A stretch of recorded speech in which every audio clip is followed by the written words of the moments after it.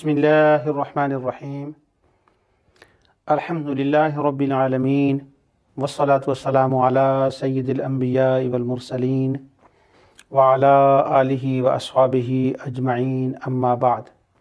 فاعوذ باللہ من الشیطان الرجیم بسم اللہ الرحمن الرحیم الم تر ان اللہ یعلم ما فی السماوات وما فی الارض ما یکون من نجوى ثلاثة الا هو رابعهم آمنت باللہ صدق اللہ العظیم۔ الحمدللہ اللہ تعالیٰ کی عنایت سے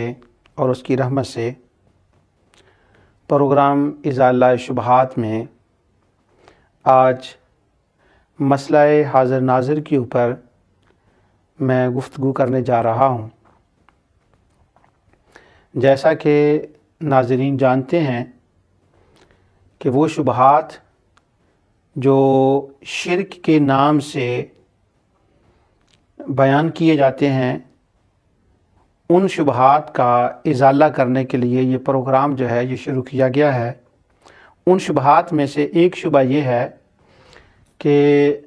اہل سنت و جماعت کہتے ہیں کہ رسول اللہ صلی اللہ علیہ وسلم حاضر ناظر ہیں،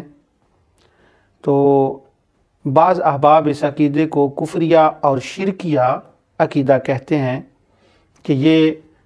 عقیدہ رکھنا کہ اللہ تعالیٰ کی ذات کے سوا کوئی اور حاضر ناظر ہے، یہ شرک ہے۔ تو یہ ان اجل مسائل میں سے ہیں کہ جن کا شرک کے نام سے بہت زیادہ پروپیگنڈا کیا جاتا ہے کہ یہ شرک ہے، یہ شرک ہے۔ ان میں سے ایک یہ مسئلہ بھی ہے۔ انشاءاللہ اس مسئلے کے اوپر کم و بیش 2 یا 3 قسطوں میں 2 دروس پر گفتگو ہوگی، کیونکہ اس کے بہت سے حصے جو ہیں ان کا تعلق مسئلہ علم غیب سے ہے، جس کا میں بڑی تفصیل سے بیان کر چکا ہوں، اس لیے اس مسئلے کے اوپر زیادہ تفصیل میں نہیں بیان کروں گا۔ سب سے پہلے تو جو رسول اللہ صلی اللہ علیہ وسلم کو حاضر ناظر نہ ماننے اور اس کو شرکیہ ثابت کرنے کے لیے دلیل دی جاتی ہے، میں اس آیت کی تلاوت کرتا ہوں، اور اس کے بعد یہ شبہ تو آپ نے سن لیا کہ حضور صلی اللہ علیہ وسلم کو یہ کہنا کہ وہ حاضر ناظر ہیں یہ کلیتاً شرک ہے۔ اب جو اس مسئلے کے لیے آیت پیش کی جاتی ہے وہ میں آپ کے سامنے تلاوت کرتا ہوں۔ اللہ عز و جل ارشاد فرماتے ہیں سورہ مجادلہ اور آیت نمبر 7، الم تر ان اللہ یعلم ما فی السماوات وما فی الارض، کیا تمہیں معلوم نہیں کہ جو کچھ زمین و آسمان میں ہے اللہ تعالیٰ سب کچھ جانتا ہے۔ اس کے بعد فرمایا ما یکون من نجوى ثلاثۃ الا هو رابعهم، فرمایا کوئی ایسی جگہ نہیں کہ جہاں پر 3 شخص ہوں اور وہ آپس میں کوئی بات کر رہے ہوں، الا هو رابعهم، تو وہاں چوتھی اللہ تعالیٰ کی ذات ہوتی ہے۔ ولا خمسۃ الا هو سادسهم، اور کہیں کوئی ایسا مقام نہیں کہ جہاں 5 کوئی گفتگو کر رہے ہوں مگر وہاں 6ٹھی اللہ تعالیٰ کی ذات ہوتی ہے۔ ولا ادنی من ذلک ولا اکثر الا هو معهم، ہاں اس سے اگر کم لوگ بھی کہیں ہوں، مثلا 7 تک تو بات چلے گی، اگر 8 ہوں تو 9ویں اللہ کی ذات ہے، اگر 2 ہوں تو تیسری اللہ کی ذات ہے، اگر کوئی 1 ہو تو دوسری اللہ کی ذات ہے۔ تو کم و بیش اس کا مطلب یہ ہے کہ ہر جگہ اللہ تعالیٰ کی ذات ان کے ساتھ ہوتی ہے۔ ثم ینبئہم بما عملوا یوم القیامہ، ہاں جب قیامت کا دن ہوگا تو اللہ تعالیٰ کی ذات ہر چیز جو ہے وہ ان پر ظاہر فرمائے گی اور ان کو بتائے گی۔ بے شک ان اللہ بکل شیء علیم، اللہ ہر چیز سے واقف ہے۔ اس کے بعد دوسری آیت اس سلسلے میں جو تلاوت کی جاتی ہے وہ یہ ہے کہ سورہ 33 ان اللہ کان علی کل شیء شہیدا یا واللہ علی کل شیء شہیدا، ایسی بہت سی آیات ہیں، صرف میں ان میں سے 2 آپ کے سامنے پیش کر رہا ہوں۔ سورہ النساء کی آیت 33 میں اللہ تعالیٰ فرماتا ہے ان اللہ کان علی کل شیء شہیدا، بے شک اللہ تعالیٰ ہر جگہ پر حاضر و ناظر ہے۔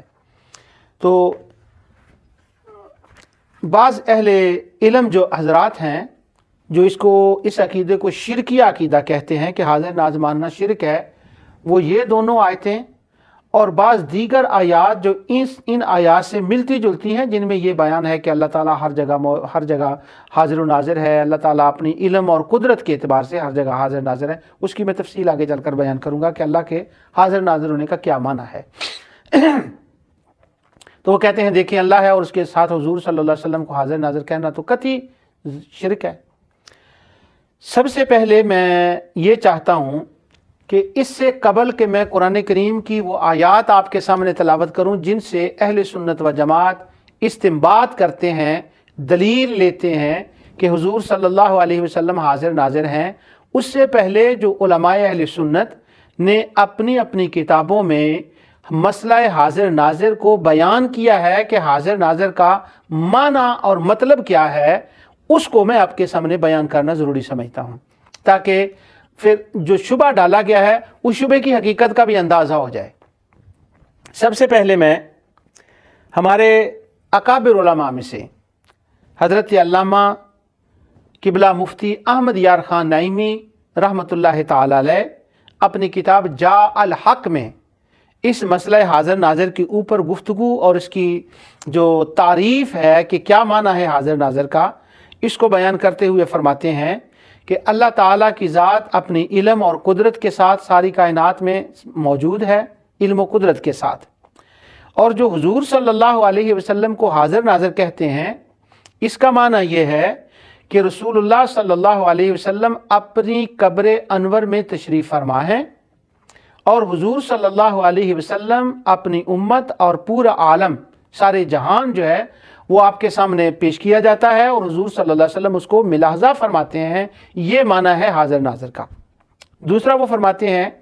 کہ حضور صلی اللہ علیہ وسلم کو اللہ تعالیٰ نے یہ قدرت بخشی کہ وہ ایک مقام سے ایک جگہ پر اگر چاہیں، ایک جگہ سے دوسری جگہ پر چاہیں تو وہ تشریف لے جا سکتے ہیں، تو ایک وقت میں آپ مختلف مقامات پر توجہ فرما کر ان کو دیکھ سکتے ہیں۔ یہ ہے معنی حاضر ناظر کا۔ اس پر قبلہ مفتی احمد یار خان نعیمی علیہ الرحمہ نے مثال بیان فرمائی۔ وہ کہتے ہیں کہ آصف بن برقیہ جو حضرت سلیمان علیہ السلام کا امتی تھا،